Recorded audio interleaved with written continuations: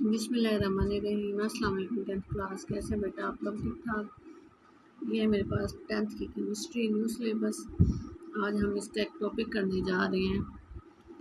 ये है हमारे पास एम्पिरिकल फार्मूला। एम्पिरिकल फार्मूला आप लोगों ने 9th क्लास में भी पढ़ा है और डेफिनेशन के लिहाज से बहुत ही आसान टॉपिक है। डेफिनेशन इसकी क्या है? The formula which shows the simplest whole number ratio of atoms present in a compound is called empirical formula. क्या कहते हैं डेफिनेशन में ये कि किसी भी कंपाउंड में मौजूद इसकी एटम्स की रेशो, सिंपलेस्ट रेशो जो किसी भी कंपाउंड में मौजूद एटम्स के दरमियान सादा तरीन अददी निस्बत को जाहिर करता है, उसको क्या कहा जाता है? Empirical formula. डेफिनेशन इसकी बहुत आसान है और बच्चों ने रट्टा लगाया होता है डेफिनेशन का। और एग्जांपल के लिहाज से देखें, अगर H2O2 है तो इसका सिंपलेस्ट होल नंबर रेशो क्या होगी? HO, 2 से 2 कट जाएगा ना, ठीक है। उसके बाद वाटर का होता ही H2O। बेंजीन का चेक करें बेटा, C6H6 है तो इसका सिंपलेस्ट क्या होगा? CHO। ये थी इसकी डेफिनेशन है। लेकिन अब की बार जो हमारे पास है 10th क्लास की बुक है, इसमें उन्होंने एक नई चीज़ की एडिशन इसमें कर दी है कि एम्पिरिकल का फार्मूला कैसे कैलकुलेट किया जाता है। तो वो हमने मेन टॉपिक करना है।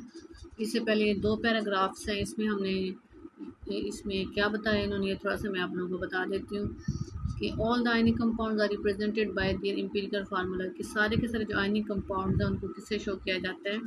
एम्पिरिकल फार्मूला से शो किया जाता है, जो कि क्या शो करती हैं? उनके दरमियान सिंपलेस्ट रेशो को शो करती हैं। मिसाल के तौर पे NaCl है ना बेटा, तो NaCl में क्या है ये देखें, ये हमारे पास इसमें रेशो क्या है? 1:1, ठीक है ना। तो formula sodium chloride represent the simplest ratio between sodium and chloride. ये क्या शो करता है? सोडियम क्लोराइड में सोडियम और क्लोरीन क्या शो करता है? आपस में सिंपलेस्ट रेशो शो करते हैं, जो कि क्या है इनके दरमियान? 1:1 है। ऐसे ही है ना। बिल्कुल इसी तरीके से कैल्शियम क्लोराइड है। कैल्शियम क्लोराइड में देखें, इसमें अगर हम लेते हैं CaCl2 तो इसमें क्या होगी रेशो? 1:, वो हो जाएगी। ऐसे ही है। तो इट मीन्स के जो आयनिक कंपाउंड होते हैं ना बेटा, उनको किससे शो किया जाता है? एम्पिरिकल फार्मूला से शो किया जाता है, ठीक है। और उनके दरमियान जो उनका फार्मूला ही है ना, वो क्या शो करता है? सिंपलेस्ट रेशो शो करता है, ठीक है ना। क्लियर यहाँ तक? चलें, अब है हमारे पास मेन जो टॉपिक की तरफ जा रहे हैं, वो है empirical formula of a compound, how we calculate empirical formula. क्योंकि सिर्फ सिंपली ये तो नहीं कि ये देखें ना इधर, ये देखिए जनाब, अब ये सिर्फ ये तो नहीं कि सिर्फ आप लोग ये वाला एग्ज़ाम में ये वाला बता देंगे कि जनाब इसका जो फार्मूला है H2O2 का क्या है? HO है। C6H6 का क्या है? CH है। CH3COOH का क्या है? CH2O है। CH3COOH का बहुत पेपर में पूछ लेते हैं। इसका हमने कैसे निकाला? ये देखिए, एक ये कार्बन, एक ये कार्बन, कार्बन 2 हो गए, एक ये हाइड्रोजन, 3 ये हाइड्रोजन और एक हाइड्रोजन, इनको जमा कर लें, हाइड्रोजन 4 हो गए। ऑक्सीजन कितनी है? इसमें 2 है बेटा, तो ये कितना हो गया हमारा? C2H4O2। तो इसको हमने सिंपलेस्ट चेंज करना है 1, उसके बाद 2 1 ज़ा 2 2 2 ज़ा 4 और साथ क्या आ जाएगा? 1। तो क्या रेशो हो गई? 1:2:1। कार्बन की 1 हो गई, हाइड्रोजन की 2 हो गई और ऑक्सीजन की 1 आ गई। यहाँ तक क्लियर? अच्छा, मेन टॉपिक की तरफ जा रहे हैं हम आज। इसीलिए मैंने लेक्चर बनाया, क्योंकि मैंने क्या सिखाना था इसमें कि हम एम्पिरिकल फार्मूला को कैसे कैलकुलेट कर सकते हैं। ये फर्स्ट ईयर का भी टॉपिक था पहले, अब तो इन्होंने इंक्लूड नहीं किया, लेकिन 10th में ये पहली दफ़ा ऐड किया गया है कि how we calculate empirical formula. किसी भी कंपाउंड के एम्पिरिकल फार्मूला हम कैसे कैलकुलेट कर सकते हैं, ठीक हो गया। सबसे पहले डिफरेंट स्टेप्स हैं हमारे पास। स्टेप 1 है बेटा हमारे पास, determine the percentage composition of a compound. क्या है? Determine the percentage composition of a compound. Compound की परसेंटेज कंपोजिशन को मालूम करें। अब परसेंटेज कंपोजिशन कैसे मालूम की जा सकती है, वो होती है कंबस्शन एनालिसिस से। कंबस्शन एनालिसिस हमारे पास क्या होती है, इसमें हमने एक कंपाउंड को बर्न करके उनकी रेशोज निकालनी होती हैं। ये आपके 10th में नहीं है, ये फर्स्ट ईयर के 10th में है, जहाँ पे उन्होंने सिखाया हुआ है कि परसेंटेज कंपोजिशन कैसे निकालते हैं, और उसका फार्मूला भी ये वाला है। उसका फार्मूला कैसे निकालते हैं, मिसाल के तौर पे कोई ऐसा कंपाउंड है, अगर उसमें कार्बन और हाइड्रोजन मौजूद है, तो हम परसेंटेज कार्बन की कैसे निकालेंगे, mass of carbon dioxide divided by mass of organic compound multiply by 12/40। 12 क्या है, 12 इसका क्या है, एटॉमिक नंबर है, ठीक है ना, कार्बन का। और ये जो 44 क्या है, कार्बन डाइऑक्साइड का मोलर मैस है, मल्टीप्लाई बाय 100। ऐसे करते हैं इसको। अगर हाइड्रोजन उसमें मौजूद है उस कंपाउंड में, उसका कैसे निकालेंगे, mass of H2 divided by mass of organic compound multiply by hydrogen का कितना होता है 2, और इसका मोलर मैस कितना होता है 18 मल्टीप्लाई बाय 100। ये सिर्फ आपको बताने तक की हाँ उसके लिए है, क्योंकि 10th क्लास में इसको निकालना नहीं सिखाया हुआ। पहले फर्स्ट ईयर में होता था, इसको निकालने के लिए तरीका उन्होंने बताया था। आपको बेटा सिर्फ और सिर्फ वो क्या दे देंगे, परसेंटेज कंपोजिशन की वैल्यू दे देंगे, और वही आपने पुट करनी है, आपने इसको निकालना नहीं है। ये बात समझ गए आपने, यानी ये स्टेप सिर्फ इंफॉर्मेटिव था। स्टेप 1 में आपने क्या निकालना है, डिटरमिन द परसेंटेज कंपोजिशन, लेकिन 10th क्लास में ये आप लोगों को दे दी गई है इसमें न्यूमेरिकल में कि परसेंटेज कंपोजिशन ऑर्गेनिक कंपाउंड की है, तो आप फर्दर फाइंड आउट करें। ये देखिए ना, ये मेरे पास एक एग्जांपल है। अब अच्छा, इन सब स्टेप्स को फॉलो करने के लिए मैं एक एग्जांपल से इसको समझाने की कोशिश करती हूँ। मिसाल के तौर पे the percentage composition of a compound shows, हमारे पास एक कंपाउंड है, उसमें जो परसेंटेज कंपोजिशन है किसकी बेटा, मैग्नीशियम की कितनी है, 25.26%, ठीक हो गया। और क्लोरीन की कितनी है, 74.74%। Find out it's empirical formula. इस डेटा से हमने क्या फाइंड आउट करना है, एम्पिरिकल फार्मूला फाइंड आउट करना है। क्या फाइंड आउट करना है, एम्पिरिकल फार्मूला फाइंड आउट करना है। चलिए, स्टेप 1 क्या था, स्टेप 1 में हमने वही परसेंटेज कंपोजिशन मालूम करनी थी। तो परसेंटेज कंपोजिशन इसमें गिवन है। परसेंटेज कंपोजिशन किस किस की गिवन है बेटा, मैग्नीशियम की गिवन है कितनी, 25.26% है, और क्लोरीन की कितनी है, 74.74% है। ये हमें पहला स्टेप उन्होंने दे दिया है, हमें कैलकुलेट करने की कोशिश नहीं करनी पड़ी, ठीक है ना। यही बात आपको समझा रही थी पहले कि परसेंटेज कंपोजिशन को फाइंड आउट करना आपके सिलेबस में नहीं है, जस्ट इसकी वो वैल्यू देंगे और आपने वही वैल्यू पुट कर देंगे। मैग्नीशियम की भी दे दी उन्होंने और क्लोरीन की भी दे दी है। अब स्टेप 2 क्या है बेटा, find out the number of moles of each element. इसमें हमने क्या करना है, number of moles find out करने हैं। ईच एलिमेंट के कितने एलिमेंट दिए हैं हमें, मैग्नीशियम और क्लोरीन। कैसे मालूम करना है, by dividing the mass of each element. हर किसी के मैस को हमने डिवाइड कर देना उसके एटॉमिक वेट से। आपको पता है हम नंबर ऑफ मोल्स का फार्मूला है हमारे पास, ठीक है। नंबर ऑफ मोल्स का फार्मूला मैं आपको भी यहाँ पे लिख देती हूँ, देखिए। नंबर ऑफ मोल्स का फार्मूला होता है बेटा, given mess divided by molar mass. यही बात है ना, ये आ गया। अब गिवन मैस कहाँ से आएगा, गिवन मैस आएगा परसेंटेज कंपोजिशन से।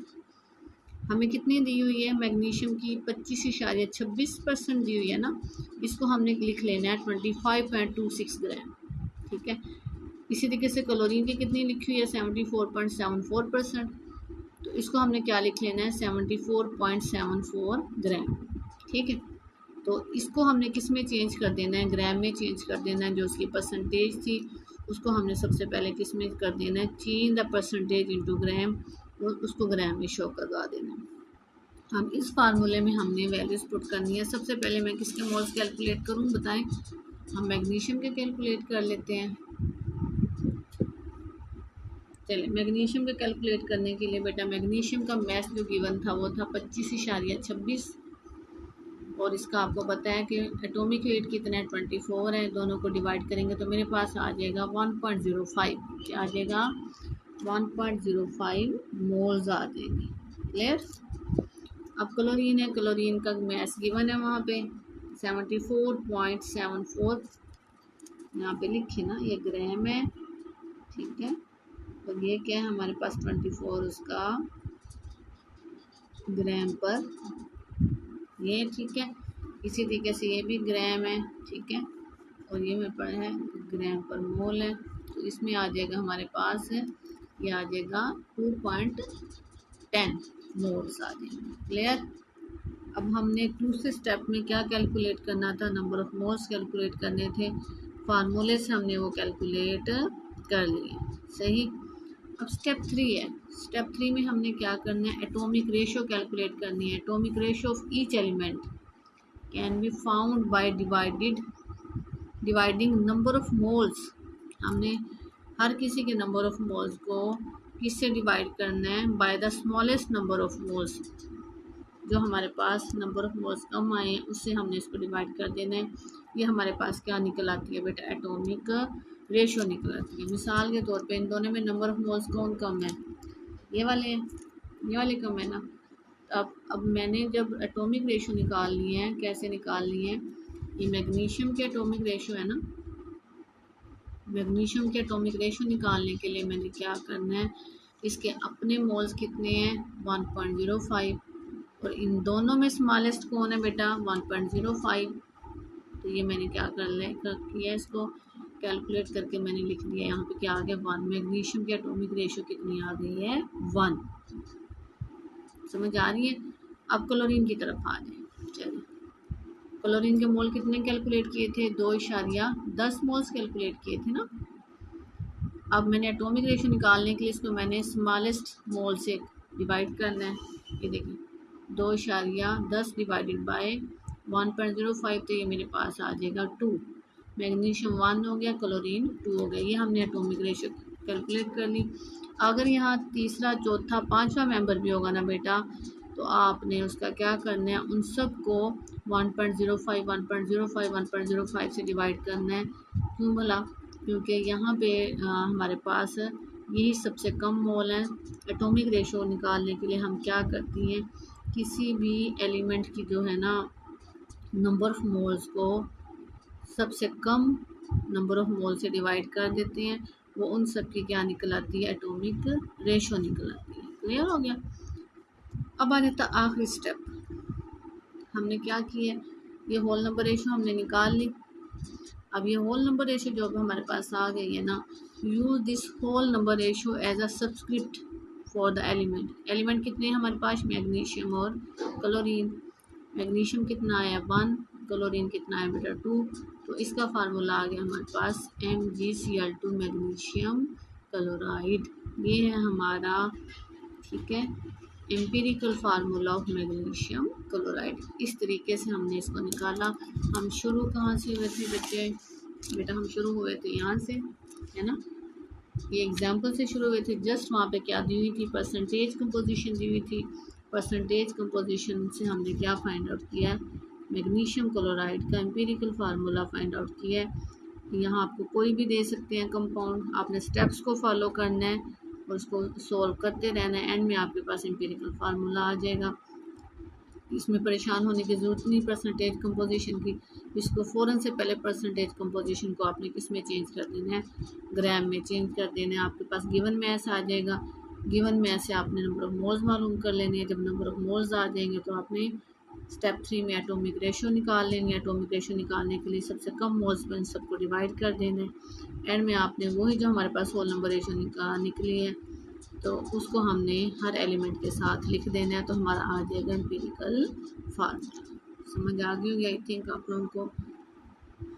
तो नेक्स्ट लेक्चर के लिए, नेक्स्ट लेसन के लिए मुझे इजाज़त दें, ठीक है।